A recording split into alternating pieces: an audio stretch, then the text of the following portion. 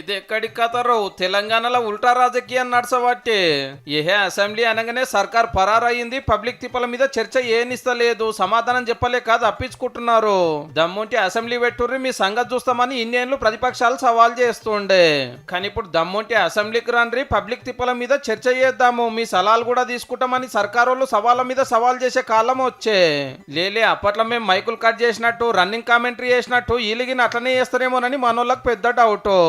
Mic cut చేసుకుంటా అసెంబ్లీలో time pass చేస్తా అంటే చంద్రశేఖరరావు గారు మీరు రండి, ఎవరిని కూడా పల్లెత్తు మాట అనవసరంగా మాట్లాడకుండా చట్ట పరిధిలో చట్టసభల్ని నిర్వహించే బాధ్యత నాది. రైతులకు ఎవరెక్కువ పాయిదా చేసిండ్రో మాట్లాడటానికి సభకు రావాలని సీఎం సార్ పిలిస్తే మా బాబు బాయికాడికెళ్ళి రాడు, కావాలంటే నేను వస్తా, అది కూడా అసెంబ్లీకి కాదని ప్రెస్ క్లబ్ కు వచ్చిండు పైసలు కట్టి.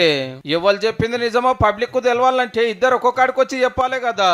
ఎర్రవల్లి ఫామ్ హౌస్ లోనే చర్చ పెడతాము, మాకు అసెంబ్లీ నిర్వహిద్దాం, నేను కూడా వస్తాను, తారీఖు నిర్ణయించండి. 24 గంటలైనా ఈ సవాలు కూడా జవాబు లేదు.